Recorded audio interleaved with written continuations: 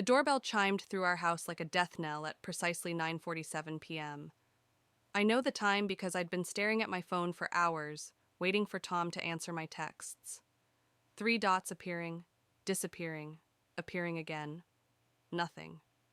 I opened the door to find a police officer standing there, his hand resting on the shoulder of a small girl with Tom's eyes. "Mrs. Mitchell?" The officer's voice was gentle, practiced. "We found this young lady wandering near Preston Park. She had your husband's driver's license." The girl, she couldn't have been more than 6, clutched a worn stuffed rabbit to her chest. Her gaze met mine with an unsettling familiarity. "I'm Grace," I said, my voice steadier than I felt. There must be some mistake. "My daddy's Tom Mitchell," the girl announced, her chin lifting slightly. "He forgot to pick me up from dance class." The world tilted sideways. I gripped the doorframe, feeling the rough grain of wood beneath my fingers, anchoring myself to something solid while everything else turned to quicksand. "That's impossible," I said. "My husband doesn't have any children." The officer shifted uncomfortably. "Ma'am, she had his ID and his business card. Could you at least help us sort this out?" I looked at the girl again. Tom's eyes.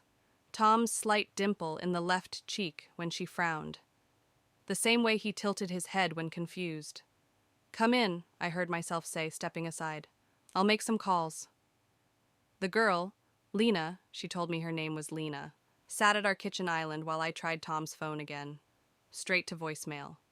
8 years of marriage, and suddenly I was staring at living proof that I'd been living a lie. "Would you like some hot chocolate?" I asked Lena, buying time, buying normalcy. She nodded, those familiar eyes watching me. "Daddy always puts marshmallows in it." Of course he did. Tom, who'd held me while I cried through 3 miscarriages. Tom, who'd had a vasectomy before we met, or so he'd claimed. Tom, who was apparently making hot chocolate with marshmallows for his secret daughter. I placed the mug in front of her, my hands steady despite the tremor in my soul. The officer stood by, radiating awkward sympathy. My phone buzzed. Tom's face appeared on the screen, and for the first time in our marriage, I felt hatred pulse through my veins. "Grace?" His voice was breathless, panicked. "Don't answer the door to anyone. I can explain everything." I looked at Lena, sipping her hot chocolate, leaving a tiny marshmallow mustache on her upper lip. "Too late," I said, and hung up. The social worker arrived just before Tom burst through our front door. His tie was askew, hair disheveled, the perfect picture of a concerned father. I wanted to vomit. "Where is she?" He didn't look at me, scanning the room instead. "Lena? Sweetheart?" "In the guest room," I said, my voice flat. "Sleeping. The social worker's with her." Tom's shoulders tensed. He finally met my eyes, and I saw something I'd never noticed before. Calculation behind the charm. "Grace, I can explain everything. Can you explain the vasectomy too? The words tasted like acid. The one you got before we met? The reason we stopped trying for children?" His face did something complicated. "It's not what you think." The doorbell interrupted his lie. Through the frosted glass, I recognized Evelyn's silhouette. Perfect timing, as always. "Mother's here," I said, watching Tom pale. "Shall we tell her she's finally got her grandchild? Just not from the daughter-in-law she despises?" "Don't!" Tom grabbed my arm. "Please, Grace, let me handle this." I yanked away from him just as Evelyn let herself in. She'd always had a key, always had access, always had an opinion. "Grace? Tom? Why aren't you answering your phones?" She stopped short, taking in the scene. "What's going on?" "Ask your son," I said, moving toward the stairs. "Ask him about his daughter." "What daughter?" Evelyn's voice sharpened. "Grace, what nonsense are you talking about?" Tom stepped forward, hands raised like he was approaching a wild animal. "Mother, there's been a misunderstanding." "Mrs. Mitchell?" The social worker appeared at the top of the stairs, Lena holding her hand. "We need to discuss temporary custody arrangements." Evelyn's gasp could have cut glass. "Tom?" I watched my mother-in-law's face as recognition dawned. The same eyes, the same dimple, the truth written in DNA. "She's 6, I said quietly. Do the math, Evelyn. That's 2 years before Tom and I even met, before his supposed vasectomy, while you were telling me I wasn't trying hard enough to give you grandchildren. The silence stretched like a rubber band about to snap. Then Lena spoke, her small voice filling the void. Daddy, can we go home now? Mommy's probably worried. Mommy, of course. There was a mother somewhere, a woman who'd succeeded where I'd failed, who'd given Tom what I couldn't. I'll get my keys, the social worker said. Mr. Mitchell, we'll need to verify your identity and contact Lena's mother. I turned to Tom, finding a stranger wearing my husband's face. Yes, Tom. Let's contact Mommy. I'd love to meet her. The private investigator's manila envelope sat on my desk like a loaded gun. 3 days of surveillance, and already he'd delivered enough ammunition to destroy my marriage. I traced the edge of the envelope, remembering Tom's promises from last night. It was one mistake, he'd said. A moment of weakness before I met you. Lies come easily to men like Tom. I slid out the photos, spreading them across my desk like tarot cards predicting my future. Tom and Nancy, her name was Nancy Brooks, at a cafe last week, at a park with Lena last month, outside her apartment building yesterday. My phone buzzed. Evelyn. I spoke with Thomas, she said without preamble. He explained everything. That woman trapped him, Grace. We need to handle this quietly. I stared at a photo of Tom kissing Nancy while Lena played nearby. Did he explain the vasectomy lie too? Sometimes men make foolish choices when they're young. Evelyn's voice hardened. But you're his wife. You need to fight for your marriage. Like you fought for yours? The words slipped out before I could stop them. Looking the other way while David had his affairs? Silence crackled between us. Then, you don't know what you're talking about. I know everything. I picked up another photo. Tom entering Nancy's building, overnight bag in hand. The private investigator was very thorough.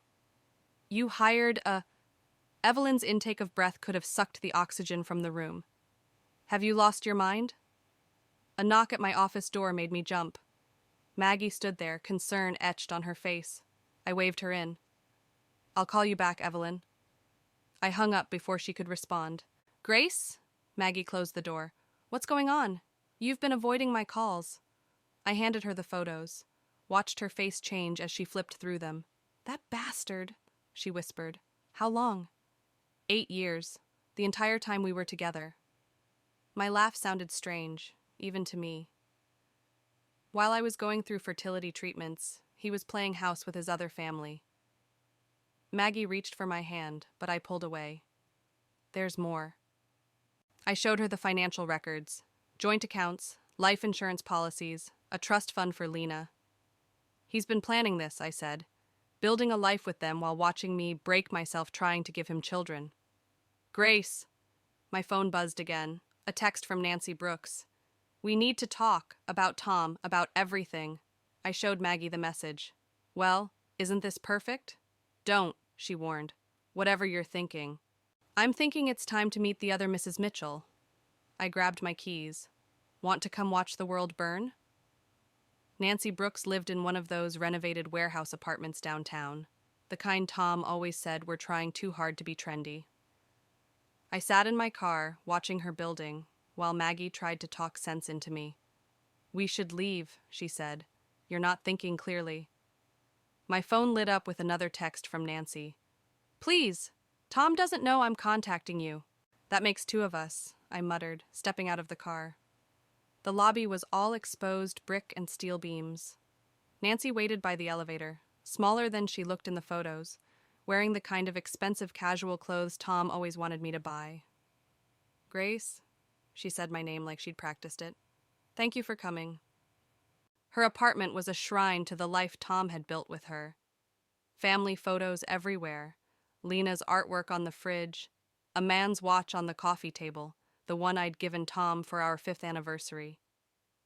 How long have you known about me? I asked, remaining standing while Nancy perched on her sofa's edge.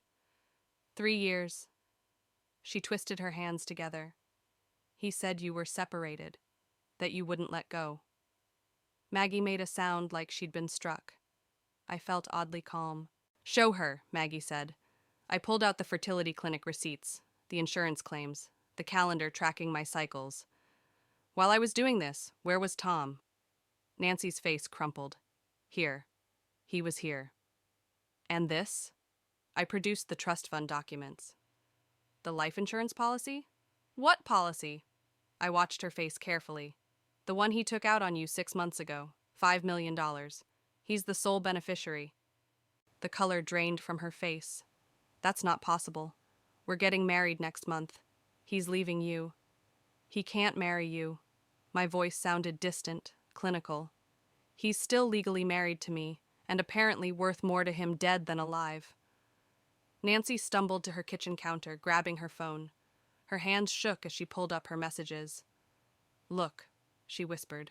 Texts from Tom spanning years, promises, plans, a future mapped out in digital breadcrumbs. But what caught my eye was the pattern, the same messages he'd sent me years ago, word for word. He's been playing us both, I said. The question is, what are we going to do about it? Nancy's eyes met mine, fear giving way to something harder. There's more you need to see. She disappeared into her bedroom, returning with a laptop. I'm an accountant. I've been tracking some discrepancies in Tom's finances. Money moving offshore, large withdrawals. Show me everything, I said, sitting down for the first time. Maggie touched my shoulder. Grace. No, I cut her off. I want to see exactly how deep this rabbit hole goes. The Sunday dinner invitation from Evelyn arrived like a hand grenade in my inbox. Family emergency discussion, she wrote. Attendance mandatory. I forwarded it to Nancy, our unlikely alliance now 5 days old. Her response came quickly. He's planning something. The accounts are almost empty. My phone buzzed. Tom. See you at Mother's tonight? We can fix this, Grace. Together. I deleted his message and pulled up the evidence we'd gathered. Offshore accounts, falsified documents, a pattern of women before both Nancy and me. Tom hadn't just built a double life. He'd constructed an empire of lies, with each woman playing her assigned role. You're not really going? Maggie asked when I called her. It's obviously a trap. I checked my reflection, adjusting my dress. The blue one Tom always said made me look desperate. Of course it's a trap. That's why I invited Nancy. Grace? Did you send those files to my lawyer? Silence then. Yes, but she says without proof of intent. We'll have proof tonight. I grabbed my keys. Tom doesn't know that Nancy and I have been talking. He doesn't know about the forensic accountant or the private investigator following him to those meetings in Montreal. Or about his other wife in Vancouver. Maggie's voice cracked. Grace, this is bigger than revenge now. It's dangerous. I thought about the life insurance policies, the empty accounts, the pattern of vanishing women in Tom's past that Nancy had uncovered. That's why tonight has to work. I started my car. Everyone will be there. Tom, his parents, his business partners, all the people he's fooled. And Nancy? She'll arrive during dessert. Perfect timing to share everything we've found. I pulled out of my driveway. Tom thinks he's gathering his allies. Instead, he's giving us an audience. What if he realizes what you're planning? I touched the USB drive hanging from my neck, containing every scrap of evidence we'd gathered. Then he'll learn what it feels like to be trapped. Evelyn's house loomed ahead, lights blazing. Tom's car was already there, along with his father's and several I didn't recognize. Through the window, I could see them gathered in the dining room, the perfect family tableau. My phone lit up with Nancy's message. In position, ready when you are. I stepped out of my car, straightening my spine. 8 years of lies. 8 years of manipulation. 8 years of watching other women bear the children I desperately wanted. Tonight, we'd see who was better at playing family. Evelyn's dining room felt like a stage set, complete with crystal glasses that caught the light and family photos that told lies. Tom sat at his father's right hand, while David studied his wine glass as if it held answers. Grace, Tom stood, arms open. I'm so glad you came. I didn't move to embrace him. Instead, I connected my phone to the television mounted on the wall, a recent addition for Evelyn's virtual book club meetings. What are you doing? Evelyn's voice held a warning. Showing everyone the truth. I pulled up the first document, Tom's real financial records, starting with where the money went. Tom's smile flickered. Grace, this isn't the time. When is the time, Tom? After the next wife disappears? Or maybe after you cash in Nancy's life insurance policy? David's head snapped up. What insurance policy? The doorbell rang, right on cue. That would be Nancy, I said. Your other daughter-in-law, well, almost, though the woman in Vancouver might object. Tom moved faster than I expected, reaching for my phone, but I was ready. The images were already cycling across the screen. Bank statements, travel records, marriage licenses. 8 years of carefully constructed lies unraveling in high definition. You're making a mistake, Tom's voice dropped to a whisper. You have no idea what you're dealing with. Actually, I do. I held up the USB drive. Everything's already been sent to the FBI. The fraud division is particularly interested in those offshore accounts. Evelyn stood, her chair scraping against hardwood. Thomas, what is she talking about? The doorbell rang again, more insistent. Should I let Nancy in? I asked. Or should we wait for the police? They're probably curious about Catherine Morgan, too, the woman you were engaged to before she vanished in 2012. Tom's charm vanished like smoke. You stupid bitch, he hissed. You think you're so clever? You think this ends with me in handcuffs while you play the wronged wife? He reached for me, but David caught his arm. Don't. You're all so fucking blind, Tom laughed, the sound brittle. Grace isn't the victim here. Ask her about the wire transfers. Ask her why she's been meeting with Nancy. Evelyn gasped as Tom pulled out his phone, showing her something that made her face drain of color. The thing about revenge, sweetheart, Tom's smile returned, cruel now, is making sure you're not the one who ends up buried. The front door burst open, but instead of Nancy or the police, men in dark suits entered, federal agents, badges drawn. Grace Mitchell? One stepped forward. You're under arrest for conspiracy to commit fraud and money laundering. Tom's laughter followed me as they led me away, my carefully constructed revenge crumbling like ashes in my mouth. The interrogation room smelled of stale coffee and desperation.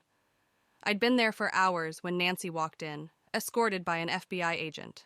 Her designer clothes were wrinkled, her makeup smeared. She wouldn't meet my eyes. Tell them, she whispered. Tell them what really happened. The door opened again. Tom strode in, followed by 2 more agents. He looked immaculate, not a hair out of place. The perfect victim. I trusted you both, he said, his voice breaking perfectly. My wife, my colleague, how could you do this? I laughed, a harsh, ugly sound. Show them the Vancouver papers, Nancy. Tom's mask slipped for just a fraction of a second. Nancy's head snapped up. What papers? The ones in your apartment safe, behind the painting of Lena. I leaned forward. The ones proving Tom married Catherine Morgan under a false name. The ones showing where the money really went. Tom's hand twitched toward his pocket. She's desperate, he told the agents, making up stories. The safe combination is Lena's birthday, I continued, but not her real birthday, the one on her fake birth certificate. Because Lena isn't 6, is she, Tom? She's 8, old enough to remember Catherine. Nancy went very still. What? Tell her, Tom. Tell her about the life insurance policy you took out on Catherine, the one that paid out when she disappeared in Vancouver. Tom moved with startling speed, but the agents were faster. As they grabbed him, his phone clattered to the floor, screen lighting up with a message. Wire transfer complete. Check his accounts, I told the lead agent. He's been moving money all week, not to offshore accounts, from them, into Nancy's name, into mine. Nancy's face crumpled. The trust fund for Lena never existed. I met Tom's eyes. Just like the vasectomy never happened. Just like his promise to leave his wife never happened. How many times have you run this con, Tom? The agent picked up Tom's phone, reading the messages. His expression hardened. Thomas Mitchell, he said, you're under arrest for fraud, money laundering, and in connection with the disappearance of Catherine Morgan. As they led Tom away, he looked back at me. How? He asked. How did you know about Vancouver? I thought about Maggie, working late nights at the FBI's Forensic Accounting Division. About David, quietly providing access to old family records. About Evelyn, finally facing the truth about her son. Because, I said, you taught me too well. Never trust anyone completely. Nancy reached across the table, gripping my hand. Together we watched them take him away, both of us understanding that some victories taste like ashes, but ashes are still better than lies. The letter arrived on courthouse stationery the morning of Tom's sentencing. I recognized his handwriting, still perfectly controlled, even in custody. Don't read it, Maggie warned, but I was already breaking the seal. Inside, a single sheet contained 3 words. Check the basement. Nancy called while I was still staring at the paper. Did you get one too? We met at the house, my house now, after the divorce settlement. The basement door creaked open, revealing Tom's home office exactly as he'd left it. Nancy's fingers trembled as she pulled the false panel from behind his desk. Inside, a USB drive and another letter, this one longer. To my wives, it began. By now you've won. Congratulations. But ask yourselves, who really played whom? The USB contained account numbers, passwords, evidence of crimes we'd never suspected, names of women before Catherine, before any of us. A legacy of destruction spanning decades. He wanted us to find this, Nancy whispered. He wanted us to know. No, I said, understanding finally dawning. He wanted us to be accomplices. If we turn this in, we're admitting we knew more than we told the FBI. If we don't, those other women never get justice. Lena's photo smiled from Tom's desk. The real Lena, not the girl in the fake birth certificate. Catherine's daughter, who'd been young enough to forget her real mother when Tom took her. I picked up my phone, dialing Maggie's direct line at the FBI. Wait, Nancy grabbed my wrist. What if we're not ready for this to end? I looked at her, really looked at her, saw the same hunger for retribution that had driven me, the same need to balance scales that could never be balanced. We're not like him, I said, but my finger hovered over the call button. Aren't we? We survived him. We beat him. Maybe that makes us exactly like him. The USB felt heavy in my hand. Evidence of Tom's crimes, yes, but also proof of how well he'd taught us both. How thoroughly he'd transformed us from victims into something harder, something dangerous. I thought of Evelyn's last words to her son. The worst thing you did wasn't the lies. It was making us all into liars, too. My phone lit up with another message from Tom's lawyer. Client requests final meeting before sentencing. Says he has more to reveal. Nancy laughed, a sound caught between bitterness and triumph. He's still playing games. Yes, I said, pocketing the USB. But now we know the rules. I deleted Tom's lawyer's message, leaving his final game unplayed. Some victories don't need to be won. Some revenge is better left unfinished. Besides, we had other wrongs to right, other truths to uncover, and this time we'd write our own rules.